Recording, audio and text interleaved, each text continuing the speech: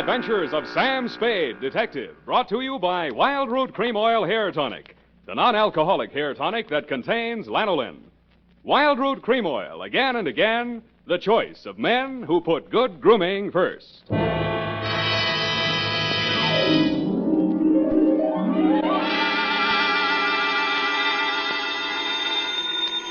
Sam Spade Detective Agency. C'est moi, sweetheart. Oh, Sam, how did it go? Well, it wasn't exactly a 10-in-1 outfit. More of a mud show, dog and pony type, rag front. Sam, what are you talking about? Hmm? And by the way, where were you last night? I missed the last bus in from the Cow Palace, so I had to do a star pitch. Connie talk, Eth. Oh, if you think I'm going to ask what a star pitch is, you're mistaken. What were you doing at the Cow Palace? Oh, just bulling around. Oh. Sam? Yes? Sam? Yes? Sam... You ask too many questions. Sweetheart, in the patois of the carnival, I'll be right down to pitch my spiel my pitch, and make with the canvas and the Bluebeard caper.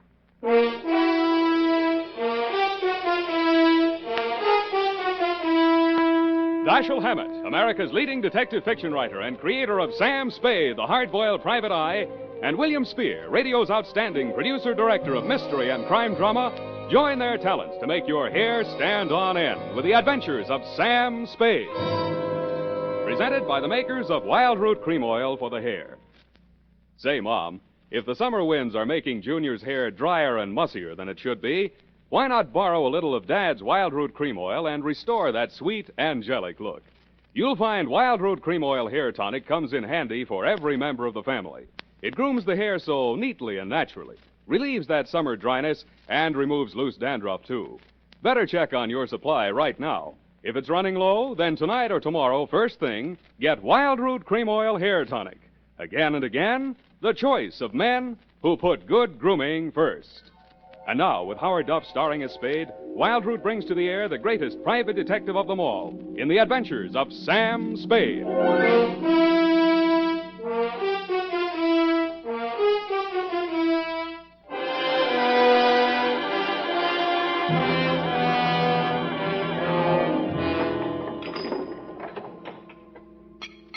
Ready, Effie? Yes, Sam. By the way, what is a star pitch? Hmm? Oh, your clothes. You look as if you'd slept on the ground. That's what it is. Date, August 8, 1948, to Detective Lieutenant Dundee, Homicide Detail, San Francisco Police. From Samuel Spade, license number 127596. Subject, the Bluebeard caper. I will not offer as an extenuating circumstance the fact that business is bad all over.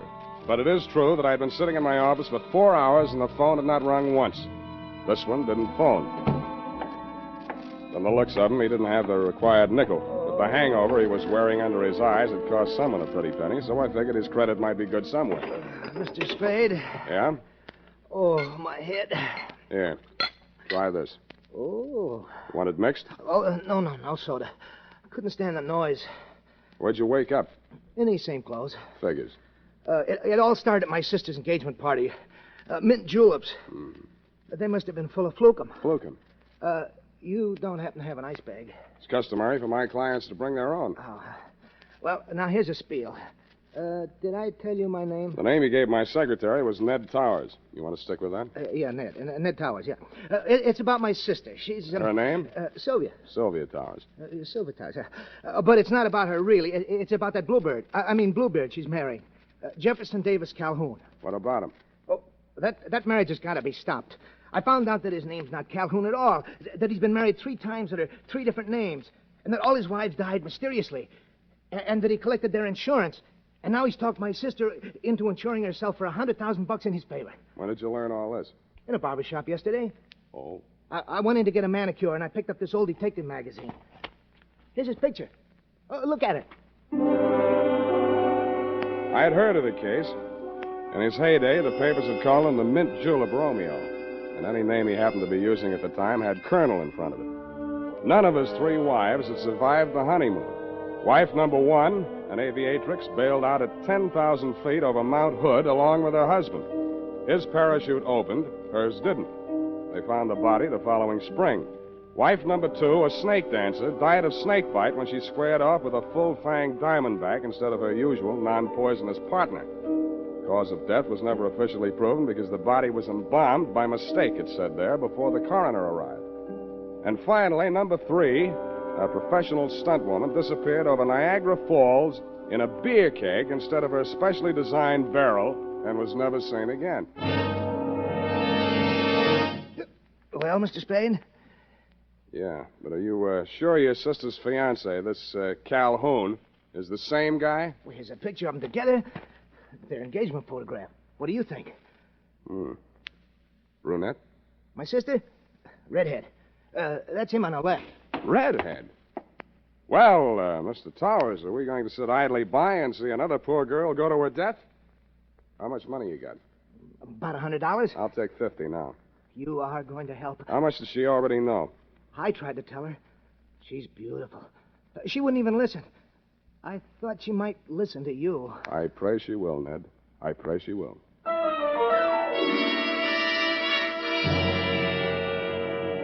There were 2 aspects of the case that I wanted to look over more closely. A, Sylvia's red hair, and B, the red splotches on my client's face. I had a hunch she might be suffering from more than a hangover. So I dropped him at the address of a medical friend of mine who specializes in poisons. He said the tests would take most of the afternoon, so I decided to find out who was Sylvia, what was she as kind as she was fair. Such a face has stretched through dreams. Yes? Yes. I beg your pardon? Miss Towers? Yes, I'm Sylvia Towers. Are you the florist? You're expecting maybe a detective? Come in. Thanks, I will. Well, as a matter of fact, I wasn't expecting a florist or anyone else. But I'm glad to see you. I really am. Huh? Sit down here. I was just relaxing. Oh, no, over here. Oh. Well, why not? There. Isn't this more cozy? Take your hat off. Oh. You'll have me believing you really are a detective. What do I look like? Well, I'll have to mull it over. Now, don't tell me. Let me dream. Look, Sylvia, Miss Powers, I mean. Oh, Sylvia, I like the way you dress. Nice and casual. Oh, you do? But, you know, you really should wear a handkerchief. Hey. You ticklish. Well, look, if you want to frisk me, get it over with. It's your apartment. You got a right to. Well, isn't this way nicer? Sure, it's fine. It's just that, well, you know, I just didn't expect. Just didn't expect. Well, what do you want, a butterfly act? No, it's just that my feelings have hurt you. Haven't asked me who I am, what I'm doing here, anything. Oh, I don't care. I like you. Is this how you got engaged to Calhoun? No, he was selling some phony stock certificates, so I bought a few. They were phony, so you bought a few. Figures. He'd had bad luck with marriage. It was the only way I could force the issue. You're forcing him into marrying you? Darling, don't be so critical. I did it very nicely. I'm sure you did, but why? Oh, I don't know. He's so courtly. A real Southern gentleman. How real? Hand me that cushion, darling. Oh. Oh, no, here, behind my head. Oh. Oh, that's better. Oh, don't go away. Why do you want to be number 4 on the Bluebeard parade? Oh, do you really think he did kill them? Oh, that's one of 2 theories. He either did or he didn't. Oh, I love your hair. So nice, bristly. Does this bother you? Yeah, but don't stop. Now, wait a minute. Look, I got my client to think about, and I'm trying to think about it. Darling. I didn't want to take this assignment, but he really seemed to be worried about you. Oh, now who on earth would be worried about me? I'm a little worried about you myself, and I'm not even distantly related to you. Well, don't say that yet. This marriage may not last long. Don't you say that. Oh, I know his marital life has been full of tragedy. But I'm not superstitious. I think I may change his luck. Okay, Sylvia, okay, it's your life. I told your brother I'd talk to you, and I have. My brother? Yeah, Ned. I think maybe your boyfriend tried to poison him last night. Oh, no. Aha! Oh, Jeff, you're just in time. Well, my dear, we will discuss this further in private. I have only this to say at the present time. In the South, it is not customary for a lady to receive a gentleman alone just prior to her marriage to another gentleman. But, Jeff... I know your motives were pure and innocent. Customs differ, that's all. I am Colonel Calhoun at your service, sir. I'll call you when I need you. I'm afraid I must ask you to remain. Sylvia? Oh, Jeff, I meant to tell you. It was just a flirtation. Yeah, that's I didn't all. think it... You mean she didn't think. he made certain proposals? Well, what Well, could I do? what could she do? He said there were things in your past, Jeff. Yeah, that's what I said. Things that... Oh, well, there, my dear. It was blackmail. That's all it was. I did it for you, Jeff. Go to your did it for chambers, you. Sylvia. I will deal with this adventurer. If this were the South, there would be better ways, but never fear. Where there's a Calhoun, there, too, you will find Southern chivalry. Please. No, Jeff. Phone the police. Sylvia, I must insist that you do as I say.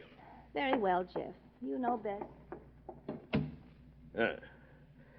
Well, son, how about you and me putting our heads together over little old mint julep, huh? Thanks, I'm not thirsty. What's the pitch, Colonel? How come your girlfriend yelled, "Hey, Rube," just now? What is your asking price, sir? Let's hear a bid. 5,000 now, 5,000 after she's buried, 20,000 after the insurance people pays off. No dice. Caper's worth $100,000. 50 for me, 50 for you. That is out of the question, sir. Okay, from here I go to the cops. Now, son, let's not be hasty about this. It will require a slight change of plan, but I reckon I can swing it. All right, 50-50. When are you going to knock her off? You want her to fly the coop? Is there another way out of here? Well, not that I know of, but she's crafty. She's crafty. Well, come on, let's get it over. Yes, you're right. Maybe now or never. That's right. Sylvia? Wait a minute. Huh? Come here. What is it? How are you going to do it? Well, hit her with this and then out the window. Let me see, then. Sure. That's got quite a heft to it. Where'd you get this sap? Souvenir of Niagara Falls. Know where you're going to get it? What, you Yankee?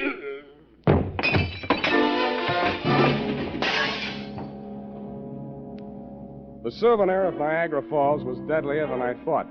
The blow spun him around like a top, and he went down on the other side of the room, taking the bar and the mint julep ingredients along with him. I headed for the room Sylvia had disappeared into. But she had already disappeared out of it. I looked in the closets, the bathroom, under the bed, tapped the walls for secret panels, and then forced myself to look out the only possible exit, the open window. 10 stories, sheer drop to the street. 2 stories, sheer unclimbable masonry to the roof. Now get this, Dundee. No other exit, no horizontal ledges, drain pipes, niches, cornices, not even a helicopter landing. I asked myself, who is Sylvia? What is she?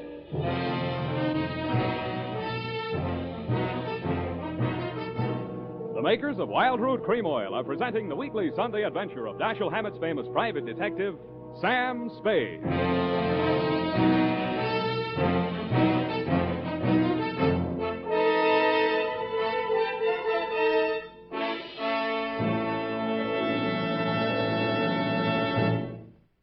If you want the well-groomed look that helps you get ahead, socially and on the job, listen.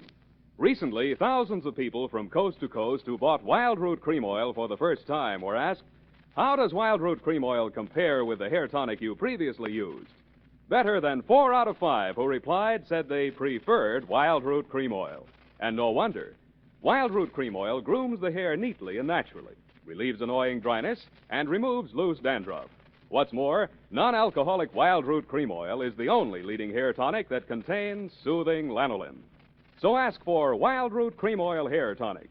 Again and again, the choice of men who put good grooming first.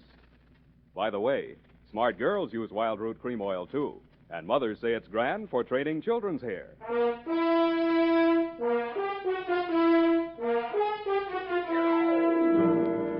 And now, back to the Bluebeard caper. Tonight's adventure with Sam Spade.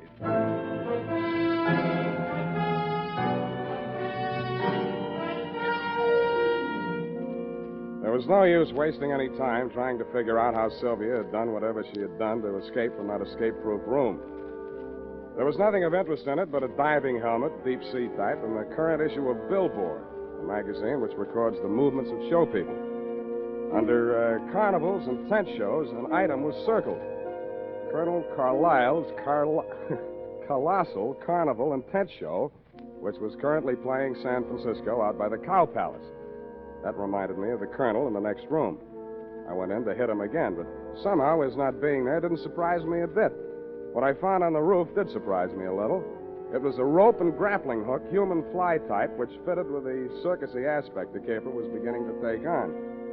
I'd never have taken Sylvia for a stunt woman. I did a deep knee bend to get into condition for what lay ahead, slid down the banister to the top floor, somersaulted into an elevator, and rode it down to the lobby, no hands. Pausing only to acknowledge the applause of the scrub woman, I skated on over to the phone booth. Sylvia's hair's like the night. Dr. Mandel's office. Bernie, Sam Spade. Oh, say, I'm glad you called, Sam. That patient you brought in here, Ned Towers? Yeah, what about him? Well, your hunch was right. There was enough poison in him to kill him twice. Uh-huh. And that ain't all. He dead? No. Then what's all? Well, his stomach had enough foreign objects in it to keep all the newspapers in town in Monday morning feature stories for the rest of the year. What type foreign objects? Oh, glassware, spoons, hunting knives. Well, nothing valuable. Where'd you send him? Oh, he wasn't a hospital case, Sam. Enough poison to kill him twice, glassware, spoons, hunting knives, and not a hospital case, huh? The poison, he's developed an immunity. The other stuff, it's harmless. Harmless, huh? Do you want me to send you the complete report? No. Forget it, Bernie. You've given me enough. Thanks.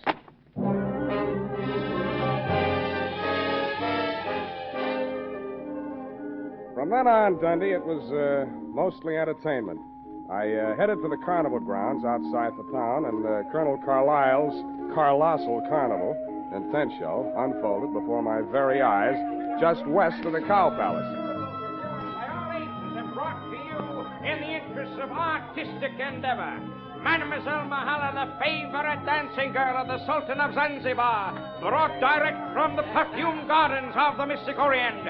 Every muscle of a gorgeous body shakes. And now, ladies and gentlemen, in the interest of science and the furtherance of national defense, one of the medical miracles of the 20th century. Ladies and gentlemen, a man with the iron stomach and the asbestos esophagus, Professor Delator. Professor, if you please, give the folks a sample of your control over the fiery element. I will light the torch and hand it to the professor. And now, Professor, if you will kindly... The cooch dancer left me cold, but the fire-eating professor looked hot. It was none other than my client, the man who'd called himself Ned Towers. I moved as close to the platform as I could without setting fire to myself and caught his eye. When he caught mine, it singed my eyelashes. Hey, scramble, I got my act to do. I can't talk to nobody. Where's the colonel? There ain't any colonel, just for the banner tacking. Where's your sister? I ain't got no sister. Then who is Sylvia? Hey, do me a favor, Shamus. Keep the 50 and forget the whole pitch. Now beat it, huh? Oh, I want to see the show. Okay, you paid for your ducking. Stare your eyes out if you want to. Okay, butcher, start squawking. They're drifting away. And, ladies and gentlemen, that was only a sample. Why, he eats the stone and throws the beach away. And he uses powdered poison on his soft-boiled eggs. Now, tell me, if you will, is there a doctor in the town? Because this is about the same time. I drifted on down the midway.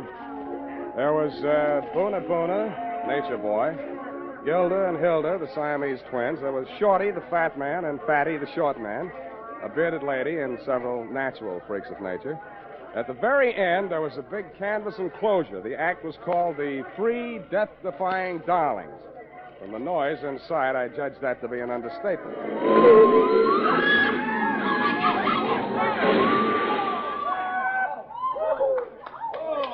I bought a ticket and got inside just in time to see a trim, energetic blonde in tailored coveralls crawl out of the twisted wreckage of the car she'd just driven point blank into a concrete wall at an advertised speed of 80 miles an hour. She took a bow, tripped lightly out of the ring, and a brunette about the same size and shape, but wearing a costume consisting mainly of 3 live rattlesnakes, passed her coming in. I swear she did. I also swear that she danced so well I didn't even notice the snakes after I got used to them. Before the lead snake had taken its final bow and wriggled out of sight, a redhead in green coveralls appeared at the top of a 60-foot tower. She climbed into a barrel, and some stupid fool pushed her off. The tank she landed in was no more than 3 feet across and couldn't have had more than a foot of water in it. But she emerged from the splinters with her face wet and some of the greasy carnival-type makeup washed off. The red-headed branch of the death-defying darlings was, you guessed it, that miraculous escape artist, the one and only Sylvia. I was anxious to meet the rest of the act, so I vaulted over the canvas to their trailer dressing room. There was a sinister buzzing sound at my ankles as I entered. I jumped out of the way just in time to miss getting bitten by one of the brunette's dancing partners, the Diamondback. Sylvia looked at me pityingly, grabbed it expertly just behind the head, and shoved it down into its basket. Sam, you should have known better than to come in here unannounced. Strangers make Salome terribly nervous. Then we're even. How did you know I was here? I didn't. I was looking for my client. Then you are working for Ned. Who else? Well, when I heard you bargaining with Jeff, I didn't know what to think. Before that, I'd been so sure. Look, sweetheart, I haven't been sure of anything in this caper from the start, least of all you. No matter how sure I get, I still won't believe it. Look at me, Sam. Touch me. I'm only flesh and blood. Yeah, well, anyhow, how did you meet yourself coming on with the snakes when you went out in the coveralls? Oh, zippers. I was wearing the snakes underneath all the time. Snakes? Doesn't the autocrash make them nervous? Oh, no. They're used to it. Mother trained them. That was after Father... Never mind your family. Let's talk about you. All three of you. Well, after Mother and Father... Well, the act was a threesome, you see, and they wouldn't keep me on as a single. Yeah? So Jeff Calhoun worked out a routine so only one of me would be on at one time. That figures. How often do you come out of it alive? You mustn't say things like that, even in joking. I'm terribly out of condition. I haven't had a real workout since... Since you went over Niagara Falls in that beer keg? And by the way, how did you manage that? It's simple. Relaxation. Secret of everything. I could teach you that, Sam, darling. Mm. Jeff could never learn it. How long do you think we'd get away with it, sweetheart? Aren't you taking rather a lot for granted? Maybe not enough. So far as I know, you've only been killed and resurrected 3 times. Darling, if it frightens you, I promise I'll never do it again. How did you drop 10,000 feet without a parachute? Oh, that Mount Hood stunt? I crash-landed the plane, set fire to it. There were witnesses. Something dropped. Oh, nothing but a weighted flight suit. Whose body was that they found? There are always bodies when the snow melts. By the time they get to them, they could be anybody. Oh, that's a relief. What about that other body? Which other one, darling? When you were embalmed after the snake bite. Oh. Well, Jeff just claimed somebody from the morgue that nobody else wanted. Don't be so critical, darling. We didn't hurt anybody. Better not try to tell that to those insurance companies. Well, they should be happy. Jeff says it helps them with their taxes. Does it make you happy? Dying and being dug up every year or so? Well, it's better than doing it every night. But I couldn't go back to Jeff. He lost his nerve after Ned found out. You see, Ned's the only one left who knew me in the old days. If I were dead, he couldn't prove anything. Jeff really meant to kill me this time. What was Ned after? Blackmail? Oh, no, he wanted me back with the show. He hired you to frighten Jeff into letting me go. After all, I am the best threesome in the business. Well, anyway, in the stunt field. Did you see my review in Billboard? I saw for myself. You know something? I was thinking. With all you know about crime... Don't say it. But, darling, it's so easy, and we could have a honeymoon every time I came back and we got married again. Thanks for the offer, but if I get married, I want my wife to stay alive every night. But I wouldn't really be dead. Only legally for the insurance. Only legally, Sam. Come here. Sam, darling. Look, sweetheart, let's not relax. You're not safe. Not as long as that insurance policy's floating around with Jeff's name on it as beneficiary. He'd never think of looking for me here. All the same, you better take that policy into town in the morning and make some changes. Where is it? Oh, it's in my safe. You got a safe here in this trailer? Well, it's just a secret place. I only call it a safe. But it is Well, safe. dear, I thought I'd find you here. But I hardly expected to see Mr. Spade. You don't surprise me a bit, Bluebeard. Hello, Jeff. Sit down and stop waving that revolver. What do you want? That policy. I heard every word you two have been saying. Not that that piece of paper means anything. You won't even be around when the bank's open. But having the original policy in my hand will save a lot of delay, red tape. Of course, Jeff. Where is it? Oh, what's the use? It's in the basket, right by the side of your chair. Wait a minute. Don't move, Spade. If you do, I'll blast you. Listen to me. Don't raise so this that is your lid. safe. Still a child, aren't you, Sylvia? Don't do it, Calhoun. Don't do it.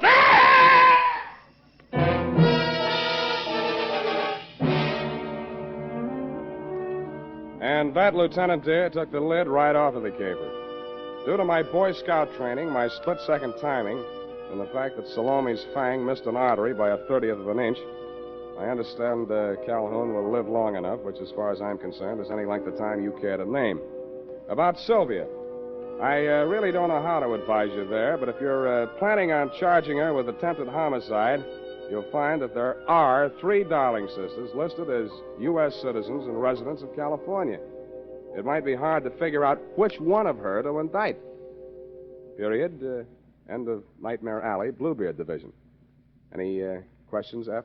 Oh, just one, Sam. A grammatical error, but I'll correct it. And just whom do you think you are to be correcting my grammar? Who, Sam? Nominative case. Nominal. Nominative, Sam. The most frequently used cases in English are nominative, accusative, and possessive. Now, I'm referring to your sentence which reads, it might be hard to figure out which one of her to indict. Yeah. Of course, you meant them, since there are 3 Darling sisters. Her being singular. Indeed, her was singular, Effie. Oh, Sam, you made a joke. That's a very small one. Now, type that up and leave my grammar as is. It's colorful. Oh, very well, Sam. I'll just fix the syntax as I go along. Syntax? In California?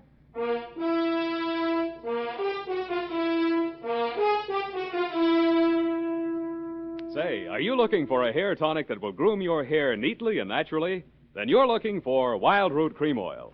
Want a hair tonic that relieves annoying dryness? Get Wild Root Cream Oil. Like a hair tonic that removes loose, ugly dandruff? The answer again is Wild Root Cream Oil, the famous hair tonic that gives you the big advantages men consider most important. Step up to your drug or toilet goods counter first chance you get and ask for Wild Root Cream Oil in the big economy bottle and the handy new tube that's easy to pack when you travel.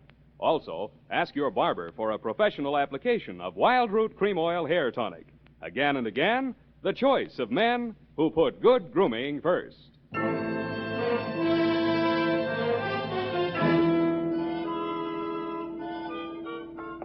here it is, Sam. You were quite right. She was only one girl, so I left it to her and made the correction back farther. Back where, The Twinkle sentence Toes? just prior. Twinkle Toes. Hmm. You know, where you said 3 Darling sisters, I changed it to 1. That's impossible. It takes 2 to make a sister. That is not funny, Sam. Who's laughing? It's no laughing matter, Sam. After all, that Sylvia, or the Darling sister, or whatever she's... And I don't care if she can go over Niagara Falls in a barrel. Let's get it right, F. Beer keg. In fact, the only funny thing is you being taken in. After all, snake charmers of that type are a dime a dozen. Oh, here's 20 cents. Phone up that place. What place? Where you get the red-headed snake charmers, 12 for 10 cents. Dime a dozen, Sam. It's a figment of speech. You can say that again, sweetheart. Pretending to be 3 people, all with different hair, wearing snakes under a coverall. Now, Effie.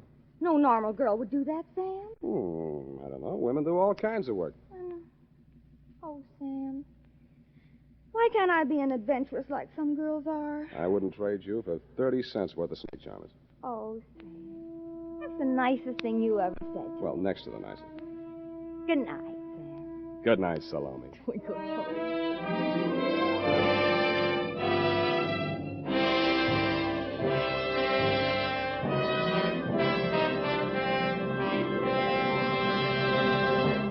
The Adventures of Sam Spade, Dashiell Hammett's famous private detective, are produced and directed by William Spear. Sam Spade is played by Howard Duff. Lorene Tuttle is Effie.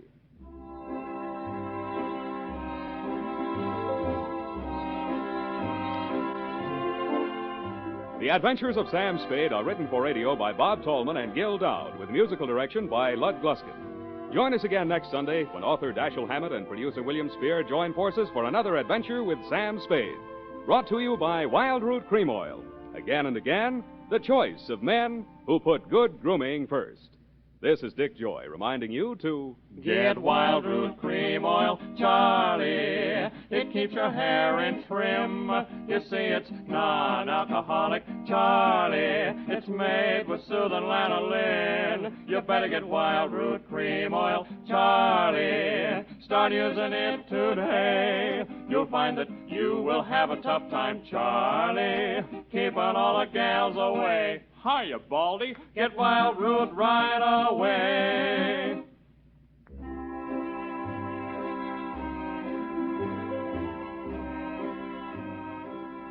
This is CBS, the Columbia Broadcasting System.